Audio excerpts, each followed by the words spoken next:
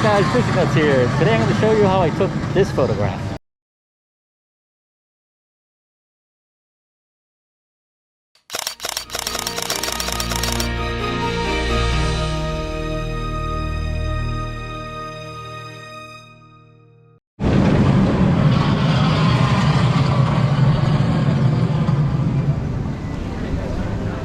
Obviously, as you guys see here, the scene behind me, we're going to have to shoot with ultra wide angle or fisheye. We're going to need something that's extra wide to be able to capture the whole image. And so a regular lens, like one of the 17 to 50, will not work. And what we're going to try to do is actually get one train here. We're going to try to get another train here, or taking the curve, and then another one up here. That way we can squeeze probably 3 of the trains into the photo. In this case, you guys know I got my Canon AD, which is my camera that I have. And then for today we're going to be using the ultra wide angle lens, which is this one, which is my Sigma 3.5 10-20. And this one's awesome because it will allow us to grab a lot of that image, because as you can see, there's a lot to capture. So I wouldn't recommend trying with a regular lens. For this shot, what we're actually going to be using on the camera is actually shutter priority. And the reason for that is that we want to make sure that our shutter priority is a really fast number, because we want to be able to freeze the trains. So for this, we're going to switch to this shutter priority, which is TB on the Canon cameras. And we're going to set the dial to at least 1,000, 1/1000 of a second. That way we make sure we freeze the train as it's coming around.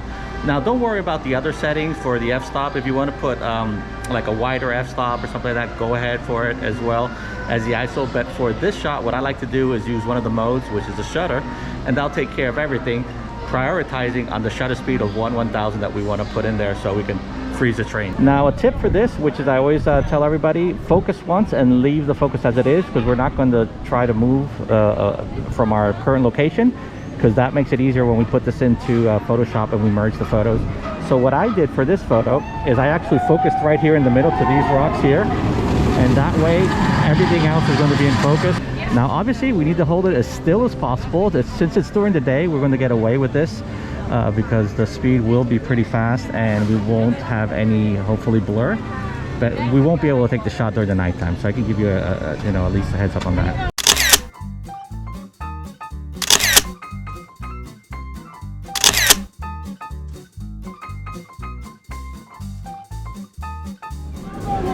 Okay, so now we got our 3 photos. Let's go home and put them in the Photoshop and do some magic over there. Let's go.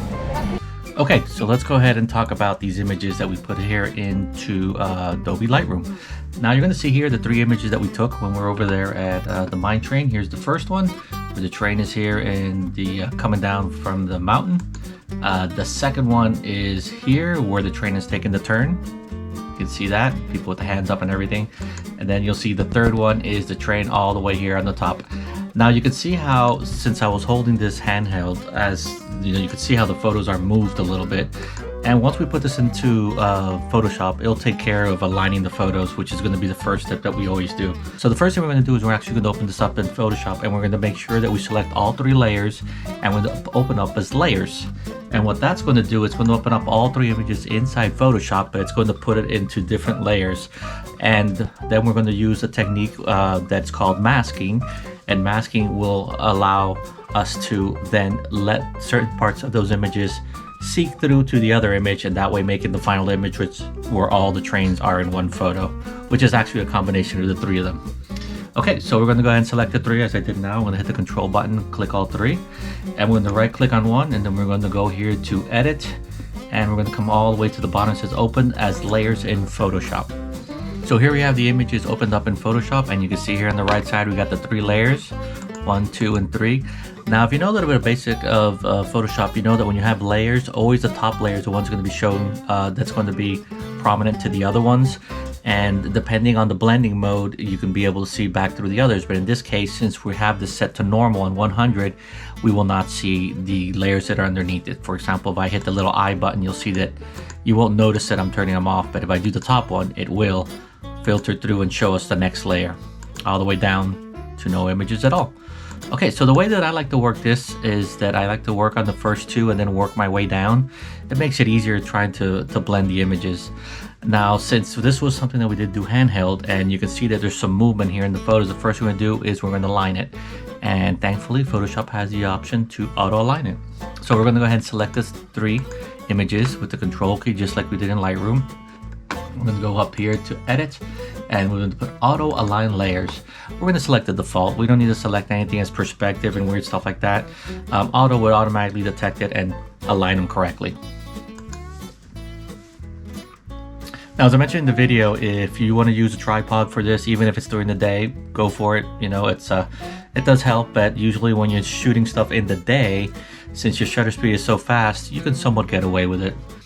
Okay, you saw here the computer now, it's aligned all images, and you'll see certain images were a little bit off, which is why we have these markings here, which means that the computer didn't know it didn't find something to put in that, so it just put a blank space. So we're going to go ahead and hit the crop, which is right here, which is the C tool. I'm going to crop all that out. I'm just going to make this a little smaller by dragging in these bottom items here.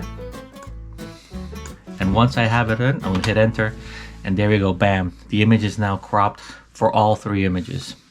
Okay, the first thing we're going to do is that we're going to try to mask out the areas where the train shows up on one and doesn't show up on the other.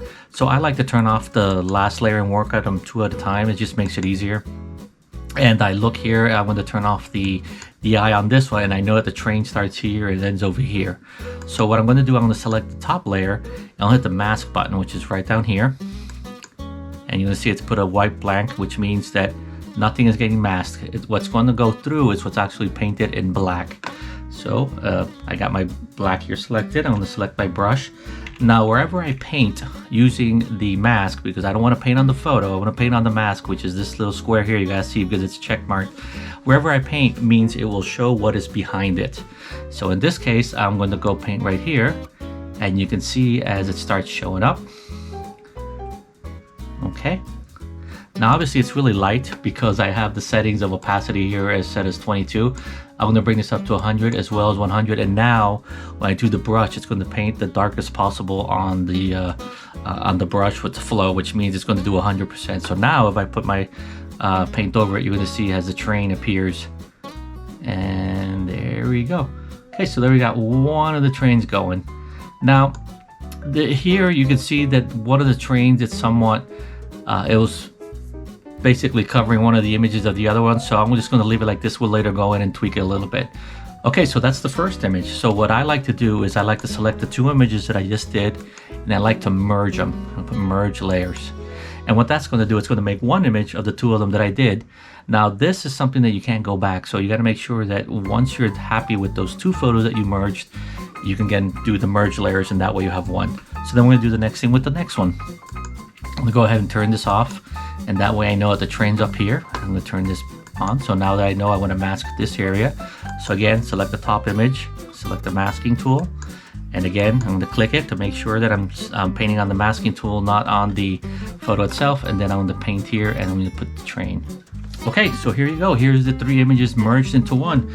Now you can always complete the last step, which is what I usually do when I have more than layers, and I go here and I do merge layers, and that's our final photo. We got 3 trains on the tracks of Mine Train. How cool is that? Hey guys, so that's it here from Magic Kingdom. Were you able to get the photo?